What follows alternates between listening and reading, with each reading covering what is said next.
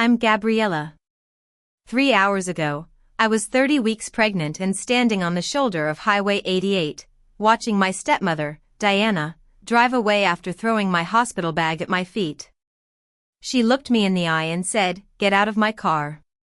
Your father would be appalled if he saw what a selfish, ungrateful mess you've become. Sign the papers or walk." I didn't cry. I didn't plead.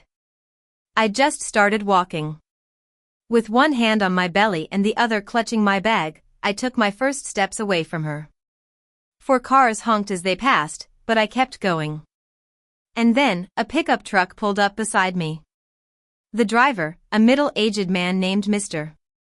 Harris, looked straight at Diana's car and asked her about the will my father, Richard, had signed 2 weeks before he died, the one she'd sworn didn't exist. Diana immediately turned the car around, but I didn't get back in. She didn't know that my father had already protected me, and she was about to lose everything she'd tried to steal. Let me take you back to how I got here. My father, Richard, was a well-respected architect in our small town of Millfield. He was 62 years old when he passed away on June 12, 2026. I was 27 at the time. I'd moved back home 6 months earlier after losing my job in the city. I was staying in my childhood bedroom, the one with a view of the cherry tree my father had planted when I was born. One morning, I woke up to a loud crash. I rushed to the kitchen and found my father on the floor. His coffee cup was shattered, and he was clutching his chest. I called 911, my hands shaking so badly I could barely hold the phone. The dispatcher told me to stay calm and that an ambulance was on the way. I rode with him to the hospital, holding his hand. His wedding ring, the one he'd worn for 8 years since marrying Diana, felt warm against my palm. I kept telling him it would be okay, but he passed away in the ICU 6 hours later due to a massive heart attack. Diana arrived at the hospital 2 hours after he died. She was dressed in a designer suit, her hair and makeup perfect. She looked more like she was going to a business meeting than to say goodbye to her husband. When she saw me in the waiting room, she said, "Oh, Richard, I tried to get here as fast as I could. The traffic was terrible." But I knew she was lying. I'd called her 4 times that morning, and she'd only answered on the 5th call, sounding annoyed. At the funeral, Diana took charge of everything. She chose the flowers, the music, and wrote the obituary. She even picked out my father's suit. I helped where I could, but mostly I was in a daze, trying to come to terms with the fact that my father was gone. After the funeral, we went back to the house. Diana started making small changes. At first, she was cordial. She'd make breakfast and ask how I was doing. But as the weeks passed, things started to change. She mentioned that the utility bills were higher than expected and suggested we split them. I agreed, thinking it was fair. Then, in October, I found out I was pregnant. It was a brief relationship with a guy I'd met at a local event. We'd gone out a few times, and then he'd moved away for work. I took 3 pregnancy tests to be sure, and they were all positive. I was unemployed, living in my stepmother's house, and pregnant with a baby whose father was out of the picture. I told Diana about my pregnancy in mid-November. She was sitting in the living room, reading a magazine. When I told her, she looked up, blinked, and then said, "Well, that's quite a situation. Good thing you have me and this roof over your head." But the way she said it made me feel uneasy. After that, things got worse. The bills she wanted me to split kept increasing, and she became more critical of how I kept the house. She'd say things like, "This is my house, and you need to respect that." In early January, she brought up the estate. We were having breakfast, and I was about 12 weeks pregnant. She slid a business card across the table and said, "We need to settle your father's estate. I've been thinking about it, and I've found an attorney." I picked up the card. It was for an attorney named Mr. Thompson. She told me that my father had died without a will, and as his surviving spouse, she would inherit the estate. She said she wouldn't kick me out, but I needed to think about what I'd do after the baby was born.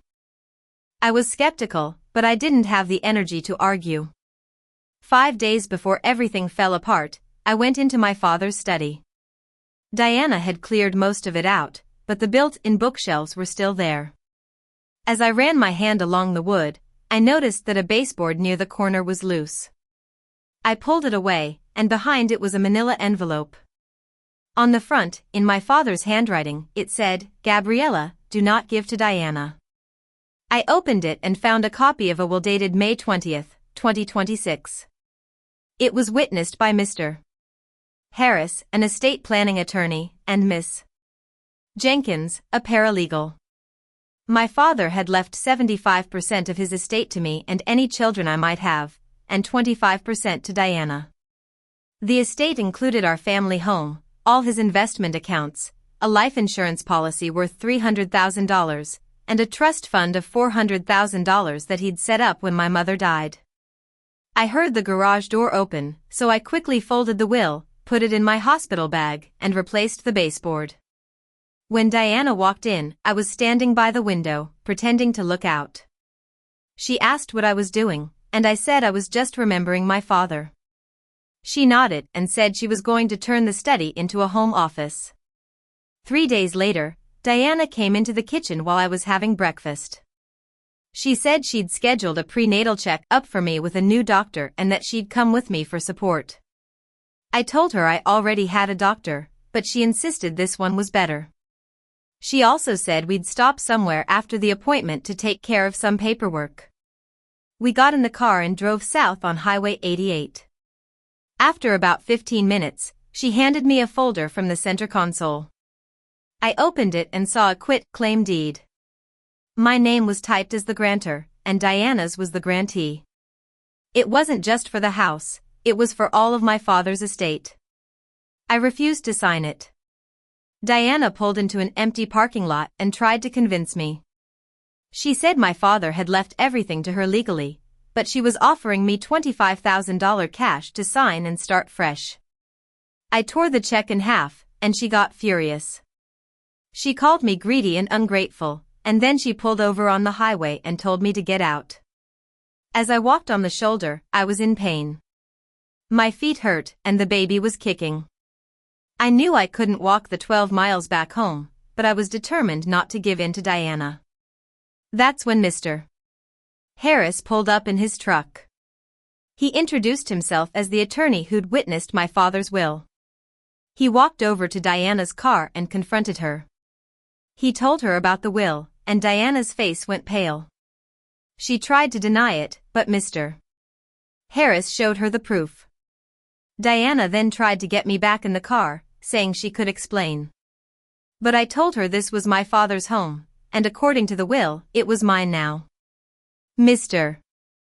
Harris called his office and arranged for me to stay with his daughter, Emily, who lived nearby. Over the next few days, Mr. Harris dug deeper into the case. He found out that Diana had transferred $450,000 from my father's joint accounts to an offshore account in the Bahamas. She'd also opened credit cards in my father's name after his death and sold his classic car for $90,000. We filed an emergency probate petition, and a judge granted a temporary restraining order. Diana was ordered to vacate the house within 48 hours and have no contact with me or any of the estate's accounts. Mr. Harris also discovered that Diana had a history of similar behavior. Her previous husbands had both died under suspicious circumstances, and she'd inherited large sums of money from them. He subpoenaed my father's medical records and found that his heart medication had been changed to a more dangerous formulation a few months before his death. The doctor who'd made the change didn't exist in any medical database, leading us to believe that Diana had forged the prescription. The police opened an investigation, and on March 5th, we went to court for the probate hearing. The courtroom was packed. Diana's lawyer tried to argue that the will was forged, but the evidence was overwhelming. The judge ruled that the will was valid, and due to Diana's fraud, she forfeited her 25% share of the estate. She was ordered to return all the stolen funds, plus interest totaling $475,000, and pay my legal fees of $90,000. Faced with the evidence, Diana accepted a plea deal. She pleaded guilty to multiple felony counts, including theft, identity theft, fraud, and forgery. She was sentenced to 13 years in prison, with no parole eligibility for 9 years. 2 weeks later, I went into labor. Emily drove me to the hospital, the same one where my father had passed away. But this time, I was bringing new life into the world. At 7:15 in the morning, my daughter, Lily, was born. She was perfect, and I named her after my mother. Mr. Harris came to visit me in the hospital. He brought flowers and told me that the estate funds had been transferred to my account. I was now financially independent. A few days later, I brought Lily home to our family house. Emily and her husband had helped set up the nursery in my old bedroom. They'd used my father's old furniture and found some of the toys he'd made for me when I was a child. I sat in the rocking chair with Lily in my arms and looked around the room. The house was quiet, but it felt like home. I knew that my father had protected me, even after he was gone. I learned that the quietest power is knowing your worth, and the best inheritance is the love and protection of those who care about you. If you've ever had to stand up for what's rightfully yours, leave a comment. And if you want to see more stories of quiet justice, subscribe and turn on the notifications. Remember, family is about those who protect you, not those who try to control you.